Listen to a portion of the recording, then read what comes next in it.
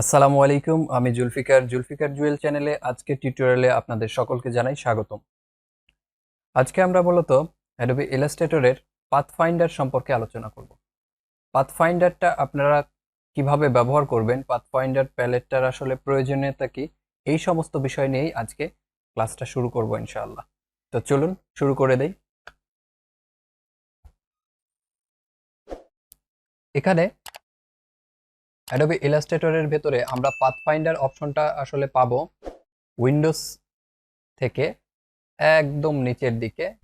এই যে পাথফাইন্ডার, এটার শর্টকাট হচ্ছে শিফট কন্ট্রোল F9। আমরা যদি এখানে ক্লিক করি তাহলে এখান থেকে পাথফাইন্ডার অপশনটি ওপেন হয়ে যাবে। এই যে, তো এইটা হচ্ছে পাথফাইন্ডার। তো এখন পাথফাইন্ডারের কাজটা কি? পাথফাইন্ডারের কাজ হচ্ছে, আমরা এখানে বিভিন্ন শ্যাপ নিয়ে কাজ করেছি এর আগে।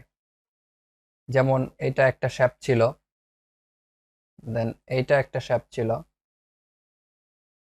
হ্যাঁ না, দুই ধরনের দুইটা শ্যাপ। তো এখানে যদি আমরা কালারটা একটু চেঞ্জ করে নেই,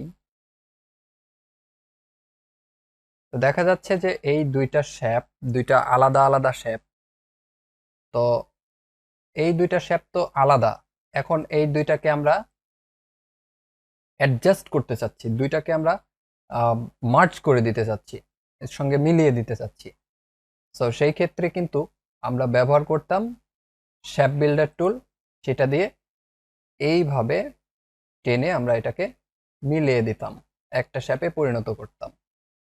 তো এই যে কাজটা করা হয়েছে, এই কাজগুলোই মূলত আমরা এখান থেকে দেখব। তো এখান থেকে আমরা এই আউটসাইড, এখান থেকে অল্টার প্রেস করে ক্লিক করলে তখন এটা ডিলিট হয়ে যাচ্ছিল।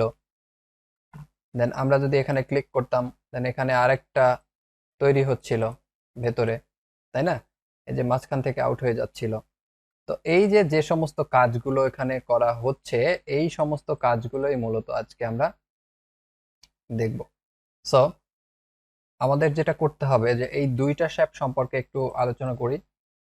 সর্বপ্রথম যেই অপশনটা দেখা যাচ্ছে, সেই অপশনটা হচ্ছে ইউনাইট। ইউনাইট করলে আসলে কি হবে? ইউনাইট করলে এই দুইটা, যে দুইটা আছে, এই দুইটাই একসঙ্গে মার্জ হয়ে যাবে, যেটা আমরা এটা থেকে দেখছিলাম। তো আমরা এখান থেকে জাস্ট ইউনাইট করে দিলাম, দুইটা একসঙ্গে সিলেক্ট করে, দেখুন এটা মিলে গেছে। এবার আমরা আবারও এই দুইটা একসঙ্গে সিলেক্ট করলাম, করে এবার একটু স্ট্রোক দিই। এই হলো স্ট্রোক দিলাম। এখন আমরা এই দুইটা একসঙ্গে সিলেক্ট করব, করার পরে এখান থেকে আমরা ইউনাইট করব, কিন্তু কন্ট্রোল কন্ট্রোল চেপে ইউনাইটে ক্লিক করব। তাহলে দেখা যাচ্ছে যে দেখুন এইটার প্যাথগুলো আছেই, বাট মার্জ হয়নি, জাস্ট এই বাইরের স্ট্রোকগুলো মিলে গেছে। আচ্ছা, আমরা যদি ভেতরের অংশের কালারটা, আচ্ছা থাক, কালার থাক, এটা যদি আমরা একটু ভেতরের দিকে দিয়ে দেই, তো দেখা যাচ্ছে যে এটার শেপ কিন্তু পরিবর্তন হয়ে যাচ্ছে। বাট এটা, এই যে খুব সহজে এটার শেপ কিন্তু আমরা পরিবর্তন করতে পারছি, যেদিকেই যাই না কেন এটার শেপ কিন্তু পরিবর্তন হচ্ছে সুন্দরভাবে। তো এই ছিল একটা ট্রিক্স। আচ্ছা, তো এখানে আমরা এইটা করার পরে আরেকটা শেপ নিচ্ছি।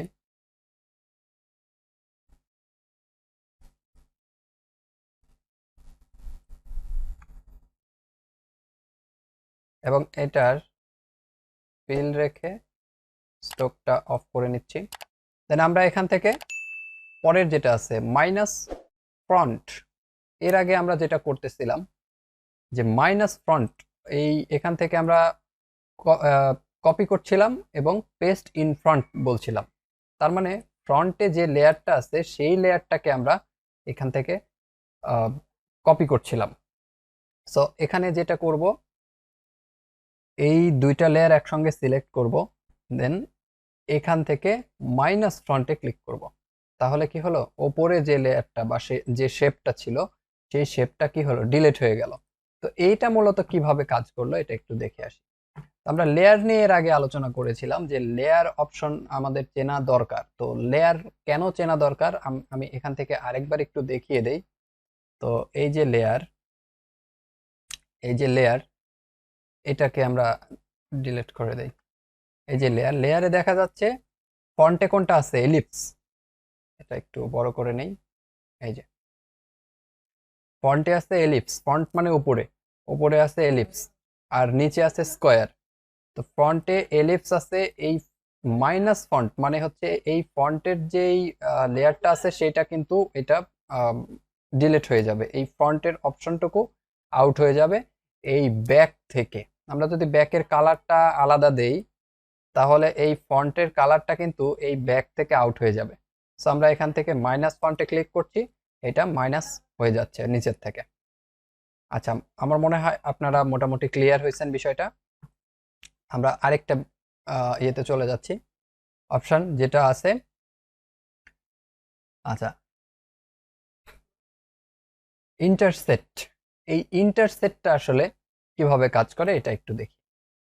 ইন্টারসেক্টটায় যখন আমরা ক্লিক করছি, আগে দেখে নেই যে ইন্টারসেক্ট কিভাবে কাজ করছে। এই যে মাঝখানের অংশটা, অর্থাৎ আমাদের যে মাঝখানের এই যে যে সেটটা তৈরি হচ্ছে ইনসাইডে, এই শেপটুকু জাস্ট রেখে দিবে এবং বাকি যেগুলো বাহিরের অংশ আছে সেগুলো সব আউট করে দিবে। আমাদের এই কাজটা আমরা আগে করেছিলাম এইভাবে, এরকম এইরকম দুইটা নিছিলাম। দেন এই যে মাঝখানের যে অংশটুকু আছে, এই অংশটুকু আমরা এখান থেকে শেপ বিল্ডার টুল দিয়ে এখানে জাস্ট এই মাইনাস করেছিলাম, এইটা মাইনাস, এইটা মাইনাস, তাহলে মাঝখানের এই অংশটা থেকে গেছে। এরকম ভাবে কাজটা করেছিলাম। সো আমরা এখন যে কাজটা করব শুধুমাত্র এরকম।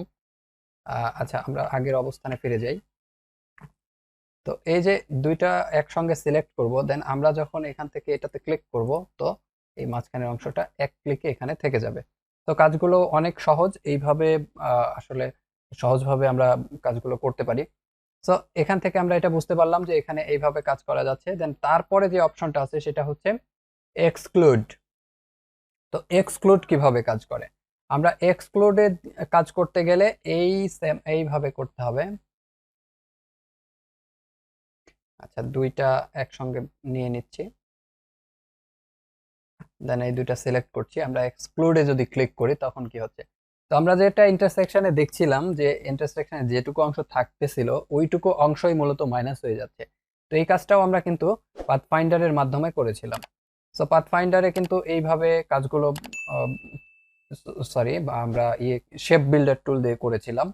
তো শেপ বিল্ডার টুল দিয়ে এইটা মাইনাস করেছিলাম, just shape builder tool select করে মাঝখানের অংশের উপরে নিয়ে অল্টার প্রেস করলে মাইনাস আসছিল, যখন ক্লিক করলাম তখন এটা মাইনাস হয়ে যাচ্ছিল।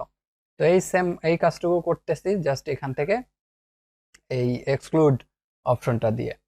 সো আমরা এটাও বুঝতে পারলাম যে এটা আসলে কিভাবে হচ্ছে। আচ্ছা, একটা ব্যাপার কি, যে এই এক্সক্লুডটা করেছি, এই এক্সক্লুডটা কিন্তু আমরা যদি অল্টার প্রেস করে করি, প্রত্যেকটা কাজের ক্ষেত্রেই আমরা যদি অল্টার প্রেস করে করি তাহলে কি হয়, এক্সক্লুডটা আমরা অল্টার প্রেস করে জাস্ট এক্সক্লুডে ক্লিক করব, তাহলে এটা কি হলো, এটার প্যাথটা থেকেই গেল।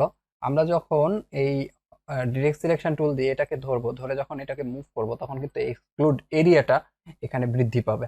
তো এক্সক্লুড এরিয়াটা বৃদ্ধি পাচ্ছে কিভাবে, এখানে বৃদ্ধি পাচ্ছে এবং আমি চাইলে মুভ করলে এটা একটা কি বলে মাস্কিং এর মতো একটা কাজ করছে আর কি।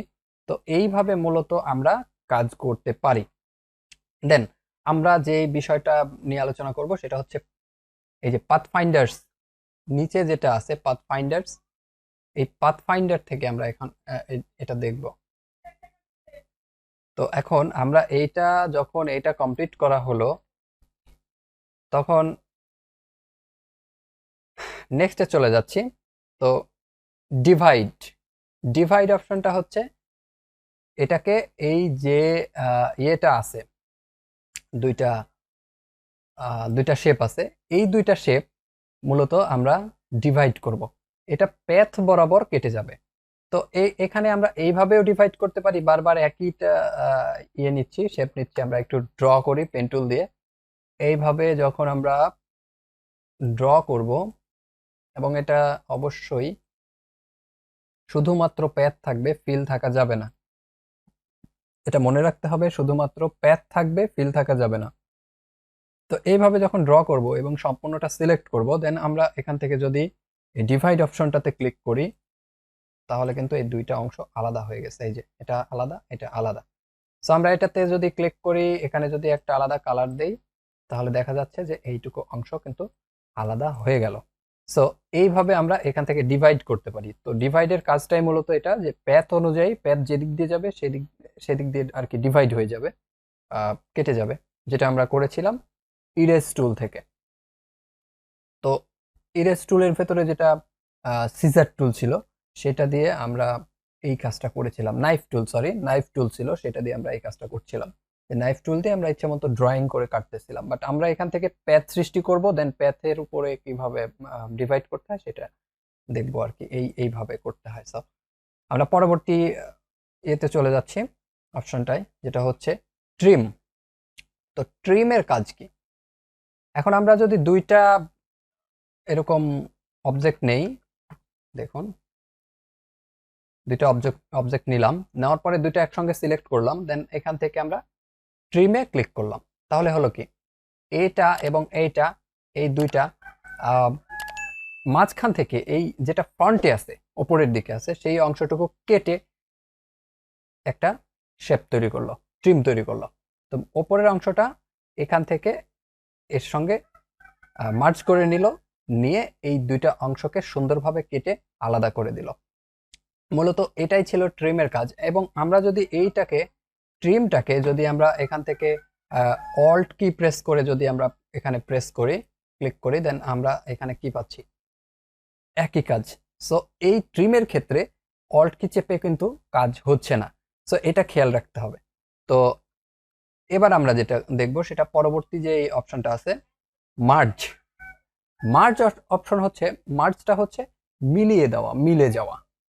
তো মিলিয়ে যাওয়া, এখন এখানে এই মার্জ করলে হচ্ছে কি, এটা একটু মানে একটু ইম্পর্টেন্ট, একটু ভালোভাবে দেখবেন, গুরুত্ব দিয়ে দেখবেন। তো এইটা আমরা মার্জ করতেছি, মার্জ করলে দুইটা একসঙ্গে মিশে যাচ্ছে।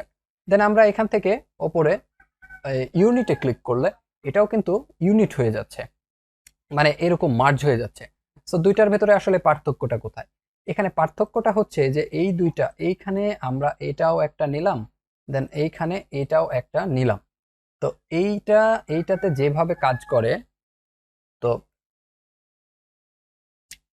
এইখানে এটা যেভাবে কাজ করে, এখানে ক্লিক করলে মার্জ হচ্ছে সেম কালার। দেন আমরা যখন এইখানে এইটা ইউনিট করব, দুইটা আলাদা কালার ইউনিট করব, তখন কি হচ্ছে, ওপরের যে কালারটা আছে সেই কালারটা এর সঙ্গে মিশে যাচ্ছে, মার্জ হয়ে যাচ্ছে।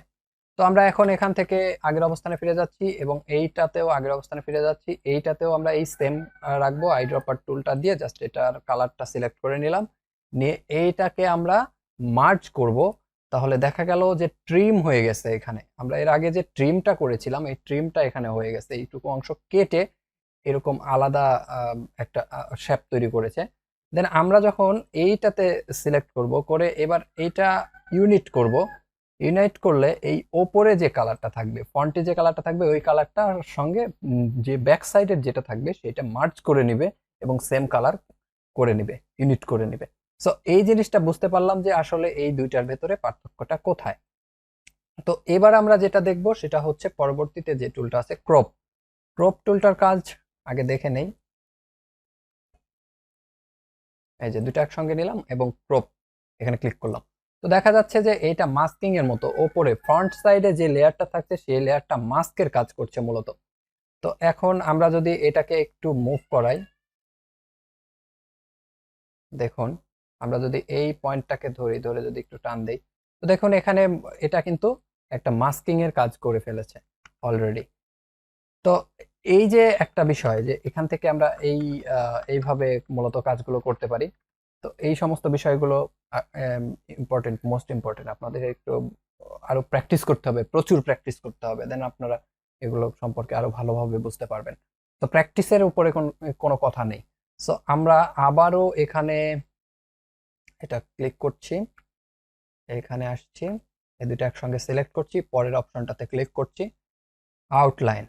তখন কি হলো, এই দুইটা মার্জ হয়ে অর্থাৎ এই দুইটা একসঙ্গে হয়ে আমরা যদি এটাকে আনগ্রুপ করে দিই, দুইটা কিন্তু গ্রুপ হয়ে গেছে, গ্রুপ হয়ে এখানে কিন্তু আউটলাইন হয়ে গেছে, বাট এটা কিন্তু কেটে গেছে।